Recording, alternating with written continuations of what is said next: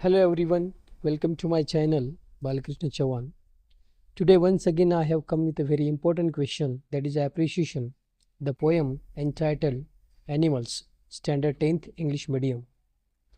Before we proceed, we should know all the points, what is the mark distribution and all that. तो हमें mark distribution पता होना चाहिए. Look at the mark distribution. How is the mark distribution? Title half marks, poet half marks, rhyme scheme is given 1 marks, figure of speech is given 1 marks, and central idea is given 2 marks. In total, 5 marks for the appreciation. So we shall see in detail.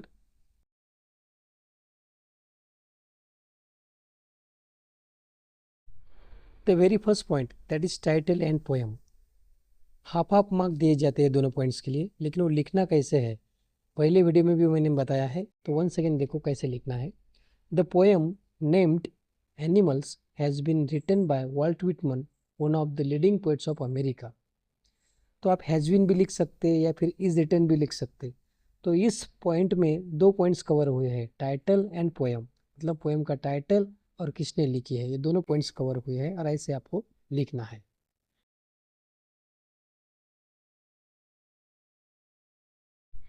Next point is rhyme scheme. तो already I have told you that if there is a rhyme scheme in the poem, write it. अगर poem में rhyme scheme है तो लिखो, लेकिन अगर rhyme scheme अगर नहीं है तो आपको कैसे लिखना है. Look at the poem is written in a blank or free verse as there is no rhyme scheme used in the poem.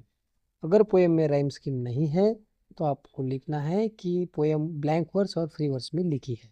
Okay, look at the next point.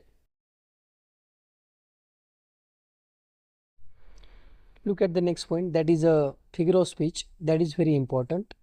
ये जो पॉइंट्स है ये 1 मार्क के लिए होता है.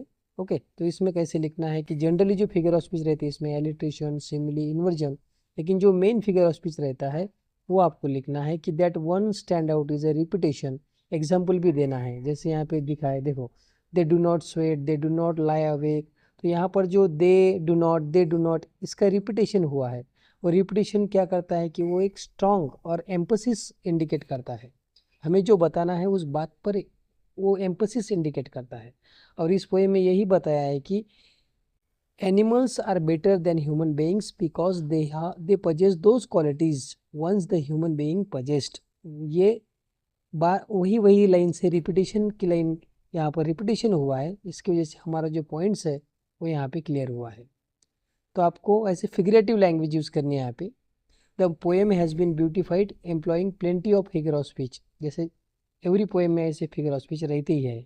Okay, the last point is very important. Look at. तो central idea means what. तो सेंट्रल आइडिया मीन्स होता है कि पोएम में जो भी बताया है ना वो यहाँ पर बताना है. तो लुक एट वो कैसे बताया, इस पोएम में क्या बताया है. देयर इज अ कंपेरिजन्स, यहाँ पर कंपेरिजन हुई है थोड़ी. तो क्या है central idea. Look at the central idea of the poem is that animals today are better than humans because they possess the good qualities once human being possess. In course of time human loss those token और qualities. क्योंकि इस poem में ये बताया है कि जो animals है वो बेटर है ह्यूमन बीइंग से, क्योंकि जो क्वालिटी वंस हमारे पास थी, आज वो क्वालिटी एनिमल्स के पास है, हमारे पास वो क्वालिटीज़ नहीं है. क्योंकि हम इजीली क्या होते हैं, अपसेट होते हैं, लेकिन एनिमल्स इजीली अपसेट होते नहीं.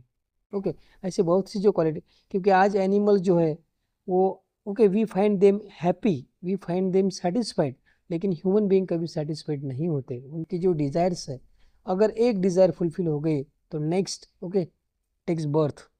तो एक भी, इसलिए जो ह्यूमन बीइंग्स है वो ऑलवेज कैसे रहता है, डिससेटिस्फाइड रहता है. दैट्स वाई ऐसे बहुत सी जो क्वालिटीज़ है इस एनिमल्स के पास आज जो क्वालिटीज़ है जो हमारे पास नहीं है, और यही इस पोएम में बताया है. इन शॉर्ट जो पोएम की जो समरी है वो यहाँ पर हमें प्रेजेंट करनी है. That is called central idea. So that is all about the appreciation of animals.